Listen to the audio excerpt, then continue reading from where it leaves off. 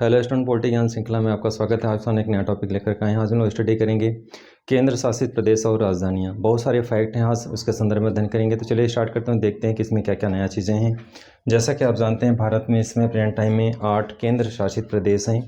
देखेंगे उनकी क्या अवस्थिति है और कुछ नए फैक्ट के संदर्भ में आपको स्टडी कराएंगे। तो चलिए स्टार्ट करते हैं, देखते हैं केंद्र शासित प्रदेश और उनकी राजधानियाँ। हमने मैप में लोकेट भी किया और साथ साथ राइट भी किया है। तो दिखाएंगे, जैसे आपको देख रहे हैं कि यहाँ पे सभी केंद्र शासित प्रदेश हैं, उनकी राजधानियाँ हैं। यहाँ पे पहले आप लिस्ट देख लीजिए कि केंद्र शासित प्रदेश यहाँ पे 8 हैं। कौन कौन से हैं, चलिए स्टार्ट करते हैं और देखते हैं। फर्स्ट है जम्मू कश्मीर, जिसकी राजधानी श्रीनगर है और ये राजधानी शीतकाल में रहती है और ग्रीष्मकालीन में जम्मू होती है। तो शीतकाल में श्रीनगर और ग्रीष्मकाल में जम्मू। नेक्स्ट है लद्दाख और इसकी राजधानी लेह है। ग्रीष्मकालीन लेह रहती है और शीतकालीन में कारगिल रहता है। नेक्स्ट है चंडीगढ़, जिसकी राजधानी चंडीगढ़ है और इसी क्रम में दिल्ली है, जिसकी राजधानी नई दिल्ली है। नई दिल्ली, यहाँ पे कुछ फैक्ट है। पहले इसकी राजधानी भारत की कोलकाता हुआ करती थी, लेकिन 1911 में ये दिल्ली लाया गया। तो इस तरह से फैक्ट आपको जानना चाहिए कि भारत की राजधानी दिल्ली कब बनी, 1911 में। नेक्स्ट स्टेप में देखेंगे दादर नगर हवेली और दमन दीव। पहले ये अलग अलग हुआ करते थे, अब दोनों को कंबाइन कर दिया गया है। तो दादर नगर हवेली और दमन दीव कंबाइंड रूप से हो गए हैं केंद्र शासित प्रदेश और इनकी राजधानी दमन है। नेक्स्ट है लक्षद्वीप, जिसकी राजधानी कवरत्ती है और इसी क्रम में है पुदुचेरी, जिसकी राजधानी पुदुचेरी है।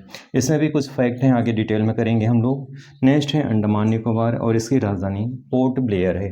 अब हम लोग थोड़ा सा मैप में देख लेते हैं इनकी अवस्थिति क्या है केंद्र शासित प्रदेश की। तो जैसा आप देख रहे हैं, केंद्र शासित प्रदेश जम्मू कश्मीर और लद्दाख डिवाइड हो चुके हैं, पहले एक हुआ करते थे। तो जम्मू कश्मीर जहाँ पे आपको दिख रहा है, यहाँ पे हमने लोकेट किया है, जिसकी राजधानी श्रीनगर है।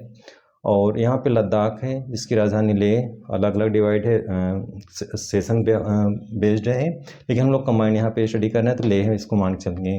नेक्स्ट राजधानी हम लोग देखेंगे चंडीगढ़ है, जिसकी राजधानी चंडीगढ़ हमने यहाँ पे लोकेट किया है। और नेक्स्ट इसी क्रम में दिल्ली है, इसको हमने इस जगह पर लोकेट किया है।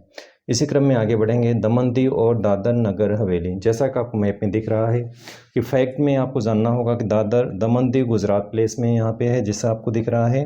और दादर नगर हवेली ये कुछ पार्ट्स महाराष्ट्र के लग रहे हैं। तो यहाँ पे आपको दोनों अलग अलग प्लेस है और दोनों को कंबाइंड रूप से मिक्स कर दिया गया है, केंद्र शासित प्रदेश बनाया गया है। तो आपको जानना चाहिए कि दमन दीव यहाँ पे है और दादर नगर हवेली यहाँ है। दोनों को मिक्स करके एक केंद्र शासित प्रदेश बनाया गया है और इस तरह से इसकी राजधानी क्या है, दमन है।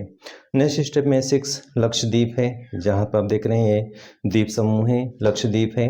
और इसी क्रम में नेक्स्ट आगे देखेंगे पुदुचेरी। पुदुचेरी में एक आपको इम्पोर्टेंट फैक्ट बताना चाहेंगे कि पुदुचेरी जो है उस 3 राज्यों में कंबाइंड रूप से, यानी इसके अलग अलग एरिया हैं और इस अलग अलग एरिया को कंबाइंड रूप से क्या बोला जाता है, पुदुचेरी बोला जाता है, जो केंद्र शासित प्रदेश के रूप में जाना जाता है।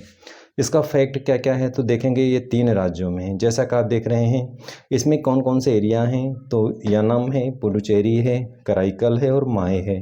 तीनों अलग अलग स्टेट्स में हैं, यहाँ पे हमने डिटेल में दिया है। पुदुचेरी में जिस डिस्ट्रिक्ट जो है वो तमिलनाडु से घिरा हुआ है। कराईकल जो क्षेत्र है, जो ज़िला है, वो तमिलनाडु से घिरा हुआ है।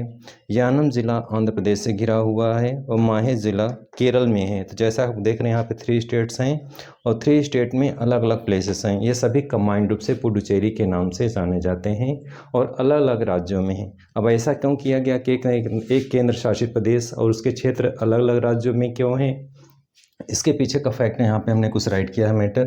1954 में फ्रांसीसियों के शासन, यानी यहाँ पे पहले फ्रांसीसियों का शासन था और फ्रांसीसियों का शासन जब 1954 में समाप्त होता है तो इंडियन गवर्नमेंट और फ्रांसीसी गवर्नमेंट से एक संधि होती है और इस संधि में ये डिसीजन दिया जाता है 1954 में कि जो स्थान जिस राज्य में ये प्लेसेस हैं उन राज्यों में इसको ऐड नहीं किया जाएगा, बल्कि यहाँ की गवर्नमेंट अलग होगी।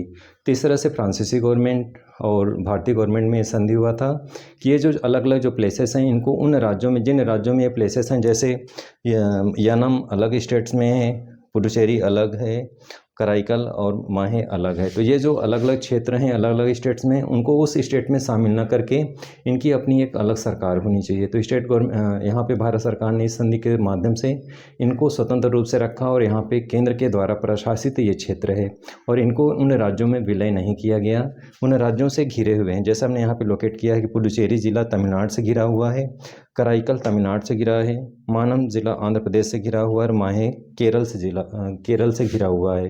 तो अलग अलग स्टेट्स में ये पूरा क्षेत्र आता है। ये नया फैक्ट है, इसको आपको जानना है क्योंकि एग्जाम में इस तरह से क्वेश्चन बहुत सारे आते हैं। यूट्यूब पे बहुत सारे वीडियो डले हैं लेकिन डायरेक्ट बताया जाता है। तो हम आपके कुछ डिफरेंट मैटर इस चैनल पर प्रोवाइड करते हैं और हमेशा इस चैनल के माध्यम से आपको कुछ नई नई चीज़ें आपको मिलती रहेंगी। तो आज की वीडियो में बस इतना ही। जय हिंद, जय भारत।